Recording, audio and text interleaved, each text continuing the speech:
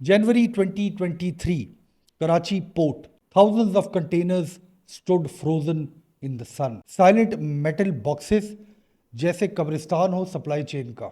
इन containers के अंदर medicine, दवाइयाँ, फूड इंग्रेडिएंट्स, खाने पीने की चीज़ें, मोबाइल फ़ोन्स, उनके पार्ट्स, केमिकल्स, हर वो चीज़ जो एक मुल्क को चाहिए चलने के लिए, हर वो चीज़ जो मुल्क को चाहिए फंक्शन करने के लिए. कोई चीज़ हिल नहीं रही थी. Nothing moved. इस वजह से नहीं कि कोई तूफान आ गया था, इस वजह से नहीं कि कोई जंग छिड़ गई थी, या इस वजह से भी नहीं कि कोई सेबोटाज हो गया था. Nothing moved because Pakistan did not have enough dollars to release them. Pakistan का जो ज़र मुबादला है बहुत कम रह गया था. पाकिस्तान के commercial bank refuse to open letters of credit. Importers की लाइनें लगी बैंकों के बाहर. फैक्ट्रियाँ अंधेरे में डूब गई. प्राइसेस एक्सप्लोड हो गई. और पहली दफ़ा डेकेड्स के बाद पाकिस्तान की मिडिल क्लास ने वो सरगोशी करना शुरू कर दी, वो बात करना शुरू कर दी जो कोई सोच भी नहीं सकता था. हमारी ज़िंदगी इंपोर्ट होती है और आज वो भी रुक गई है. एक फ्रीज, एक shock and the illusion of stability collapses. Pakistan से चंद किलोमीटर बॉर्डर के उस पार कुछ साल पहले millions of Indians lived through a different kind of shock. 1 नवंबर की रात 2016 में 500 और 1000 का note became useless in an instant. Cash को कागज़ बना दिया गया. एटीएम जैम हो गए. बैंकों के बाहर लोगों की लाइनें लग गई. Small businesses froze. जो मिडिल क्लास की सेविंग्स थी वो इवेपोरेट हो गई, एक ही रात में ख़त्म हो गई. And with it the sense of security that holds the society together. वो जो सिक्योरिटी स्टेट देता है अपने सिटीजन्स को, वो एक ही रात में ख़त्म हो गई. 2 नेशंस, 2 शॉक्स, 2 सिस्टम्स. मगर इन तमाम बातों का जो विक्टिम था, जो मुतासरीन थे, वो सेम थे. The middle class. वो इंजन जो मुल्क को चलाता है, उस इंजन के बारे में कोई बात नहीं करता. खबरों में ये इंजन कभी भी नहीं आता.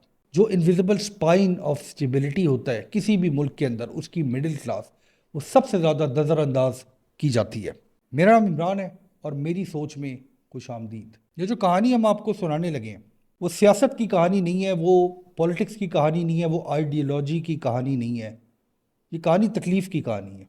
ये कहानी उन लोगों की कहानी है जिनके कंधों पे मुल्क टिके हुए होते हैं. और उन लम्हों की कहानी है जब ये लोग टूटना शुरू हो जाते हैं, उम्मीद टूटने लगती है.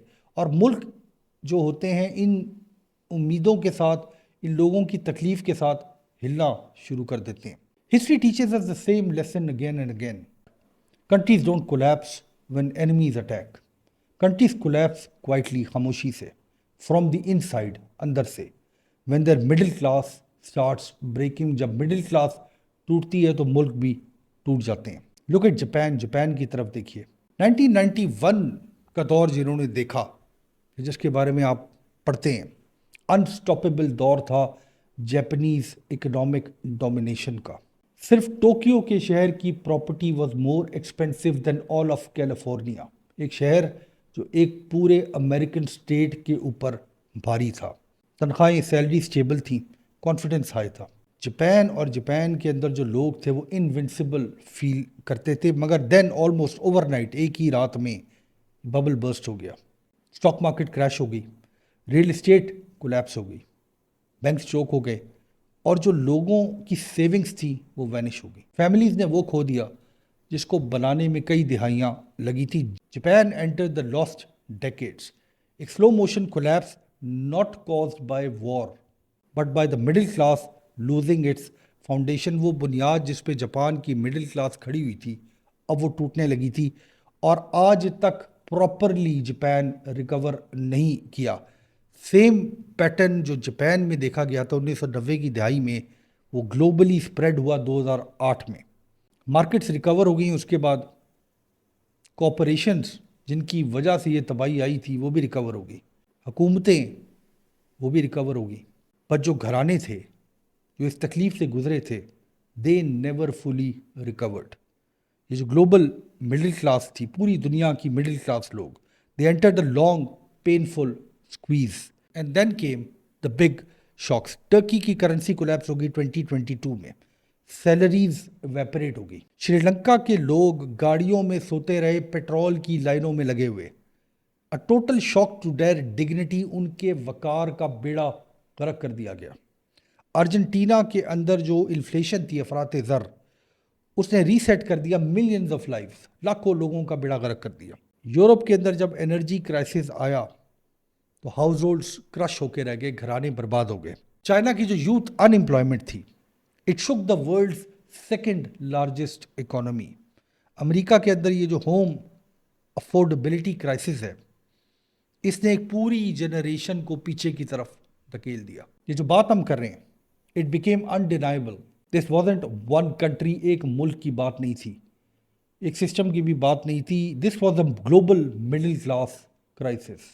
اپنے گھر کی طرف واپس چلتے ہیں، کیونکہ یہ کہانی جو ہے اپنے گھر میں جا کے زیادہ پرسنل ہو جاتی ہے۔ پاکستان میں جو روپے کی قیمت ہے، it went from 170 to 300، almost 300۔ ایک نمبر نہیں ہے یہ، صرف یہ وہ زخم ہے جو ہر فیملی کے دل میں ہے جب وہ اپنی فیوچر کی پلاننگ کرتی ہے۔ اسکولوں کی فیسیں بڑھ گئی، پاور یعنی الیکٹریسٹی کی قیمتیں بیکیم انبیریبل، فیول کی قیمتیں، پیٹرول کی قیمتیں کلائم ہو گئی، لوگ جو کرائے کے گھروں میں رہتے تھے ان کی قیمتیں بڑھ گئیں، گروسریز کی قیمتیں، راشن کی قیمتیں بڑھ گئیں، میڈیسنز، دوائیوں کی قیمتیں بڑھ گئیں۔ جو چیز نہیں بڑھی اس ساری کہانی کے اندر وہ تنخواہیں تھیں، سیلریز تھی۔ And then the L C crisis hit, containers پھنس گئے کراچی پورٹ پہ، را مٹیریل بلاک ہو گیا، فیکٹریز خاموش ہو گئیں اور لوگوں کی نوکریاں چلی گئیں، بزنسز کولیپس ہو گئے۔ یہ صرف اکنامک پریشر نہیں تھا، it was a middle class breaking event. India کے اندر یہ جو پریشر تھا، it came differently. Fast growing economy, ساری دنیا رش کرتی تھی کہ انڈیا کتنی تیزی سے گرو کر رہا ہے، نئے مالز، نئے ایئرپورٹس، نئے ہائی ویز، ایک امیج بن رہا تھا پراسپیرٹی کا۔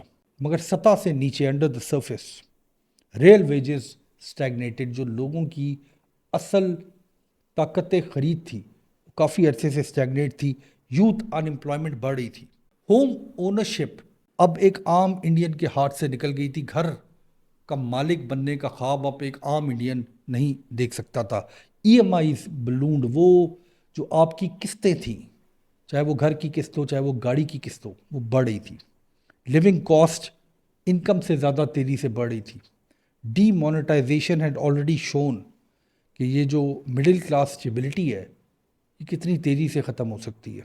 تو ہاں، ہمارے ملکوں میں، انڈیا میں بھی، پاکستان میں بھی، کراچی، لاہور، اسلام آباد، ممبئی، دہلی، سٹیز لک ریچر، نئی گاڑیاں ہر جگہ، اسکائی لائنز لک ماڈرن، نئے مال ہر جگہ۔